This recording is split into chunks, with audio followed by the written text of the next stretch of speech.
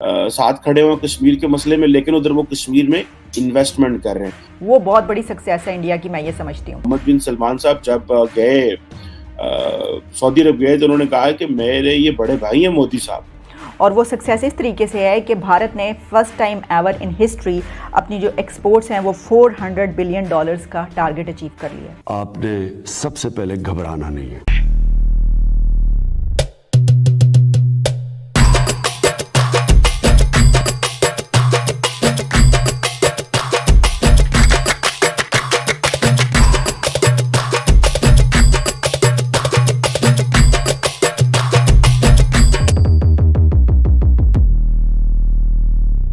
Last 2 दिन से हमारे प्यारे जिहादी मुल्क के अंदर एक OIC नाम का संगठन है, उसकी मीटिंग चल रही थी। ये इस्लामी मुल्कों का संगठन है। यहाँ पे 57 मुसलमान मुल्क मिलके मुसलमानों पे क्या अत्याचार हो रहा है, किस मुल्क में क्या तकलीफ हो रही है, उसके ऊपर बात करते हैं। लेकिन इस संगठन की सबसे बड़ी हिपोक्रेसी ये है कि ये कभी भी चाइना के मुसलमानों की बात नहीं करते।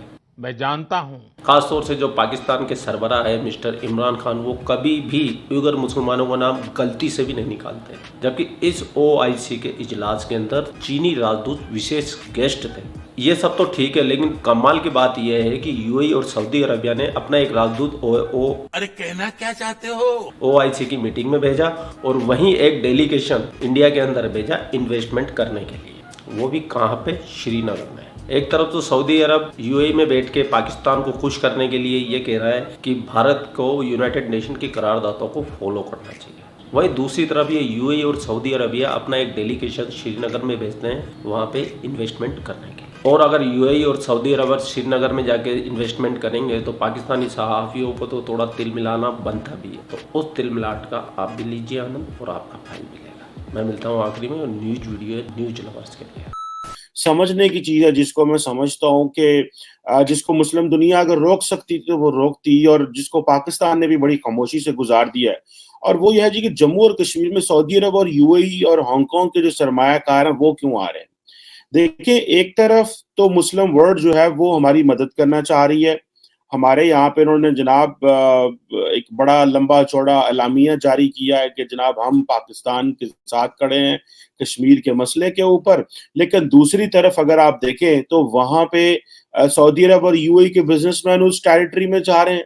अगर तो वो पाकिस्तान को फेवर कर सकते हैं, या OIC क्या कोई इस हवाले से बात कर सकी वहां पे?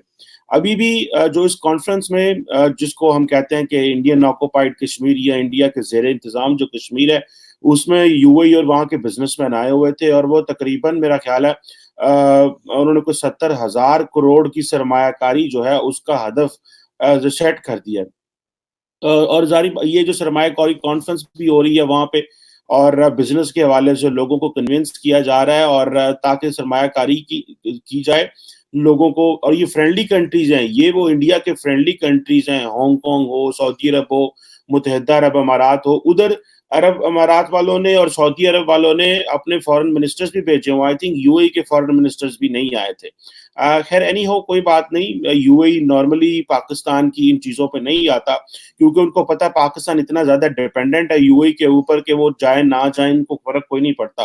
क्योंकि अगर UAE के फॉरेन मिनिस्टर आए होते तो उनको थोड़ा सा को प्रोटोकॉल ज़्यादा दिया जाता है बाकी मिनिस्टर्स के, फॉरेन मिनिस्टर्स के। जिस तरह सऊदीज़ को बिठाया जाता है टॉप पे, चाइनीज को तो वैसे ही हमने देना होता प्रोटोकॉल, क्योंकि चाइनीज जो थे वो इस वक्त वो चीफ गेस्ट थे वहां पे।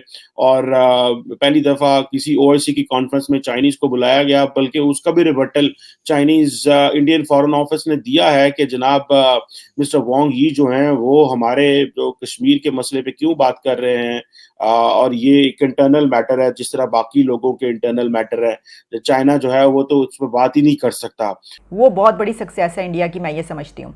और वो सक्सेस इस तरीके से है कि भारत ने first time ever in history अपनी जो एक्सपोर्ट्स हैं वो $400 बिलियन का टारगेट अचीव कर लिया। दिस इज़ बिग हिट, मतलब बहुत ज़बरदस्त स्ट्रैटेजी उनकी एक्सपोर्ट्स की। $400 बिलियन जो है बड़ी अचीवमेंट है। अच्छा, इसके ऊपर उनके प्राइम मिनिस्टर की तरफ से ट्वीट भी आया जिसमें उन्होंने कहा है कि first time India set N ambitious target of $400 billion of goods exports and achieved it's target for the first time ever in history. अब उनके पास एक बहुत बड़ी अपॉर्चुनिटी है कि वो दुनिया को लेके आ सकें और कह सकें कि देखिए आए आप कश्मीर में आए, हम आपको ये फला इन्वेस्टमेंट। देखिए कारोबारी शख्स जो होता है उसको कोई चीज नहीं चाहिए होती, उसको ये चाहिए होता है कि जनाब वो अपनी उसको इन्वेस्टमेंट चाहिए होती है, उसको डेस्टिनेशन चाहिए जहां से वो प्रॉफिट बना सके। मैं देख रहा था कि कश्मीर के हवाले से इंडिया के पास भले इंडिया बिजनेसमैन को लेके आ रहा है, लेकिन उनके लिए वहां पे क्योंकि इंफ्रास्ट्रक्चर नहीं है बहुत सारी चीजों का, तो इस वजह से बिजनेसमैन इतने खुश नहीं है। मैंने ये निके एशिया और बहुत सारी और जगहों पे और मैंने बहुत सारी ट्वीट्स भी देखी इस हवाले से। लेकिन क्वेश्चन ये है कि इंडिया ने 2018-19 में मेरा ख्याल है अपना जो टारगेट रखा था एक्सपोर्ट का वो $330 बिलियन के करीब था, अभी वो $400 अरब पे पहुंच गए हैं। अब मुझे ये बताएं, एक तरफ पाकिस्तान $32 अरब की एक्सपोर्ट करता है, तो बाकी पैसे ऐसी मांगने हैं अपने उन लोगों से, वो जो हमारे फॉरेन एक्सपेट्रिएट्स जिन्हें हम वो बोलते हैं साढ़े जड़े, वो जिनके ऊपर सारी इमरान खान ने जिन्हें कहते ना सारे मुल्क का झुकाव उनके ऊपर है, बेचारों के ऊपर फॉरेन हमारे जो डियास्पोरा बाहर बैठा हुआ है। और मज़े की बात यह कि मैं आपको ये बताऊं कि लास्ट ईयर अगर आप सिर्फ एक साल पहले देखें तो उन्होंने जो अपनी एक्सपोर्ट्स का टारगेट था जो अचीव किया था वो $292 बिलियन था, और इस साल $400 बिलियन। देख कितना बड़ा जंप लगाया है। और इसमें ये भी बात है कि ये नहीं है कि आईटी की जो है प्रोडक्ट्स हों या इस तरह से, नो, ये जो $400 बिलियन की एक्सपोर्ट्स हैं ये टेंजिबल गुड्स हैं जो वो थ्रू कोरियर भेजते हैं पूरी दुनिया में। मतलब उनके जो भी प्रोडक्ट्स हैं, जो भी एक्सपोर्ट्स हैं वो हैं ये, इसमें आईटी की प्रोडक्ट्स या इस तरह से कोई वो नहीं है। तो ये एक बड़ी बात है, और मैं समझती हूँ कि अगर आपके जो नेबर हैं वो इतने ज़्यादा कंपटीशन में आपसे आगे हों तो अच्छी बात है, मुकाबले की फ़ज़ा तो बहुत अच्छी होती है। हमें भी जो है मुकाबले में आगे बढ़ना चाहिए और अपनी एक्सपोर्ट्स को बढ़ाना चाहिए। लेकिन प्रॉब्लम ये है कि हम अपनी एक्सपोर्ट्स पर, वैसे तो प्राइम मिनिस्टर इमरान खान ने कहा था कि उनके जो ये इरा है, उनके जो 3-4 साल हैं, इसमें एक्सपोर्ट्स बहुत ज़्यादा बढ़ी हैं।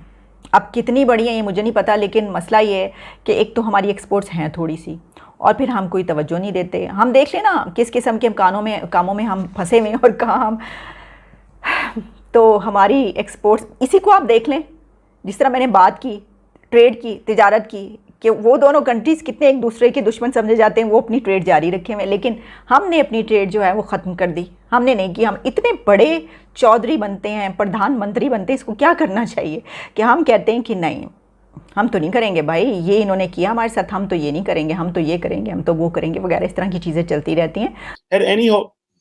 अब $32 अरब की एक्सपोर्ट और $400 अरब की एक्सपोर्ट वाले में से कौन सी बात, किसकी बात सुनी जाएगी?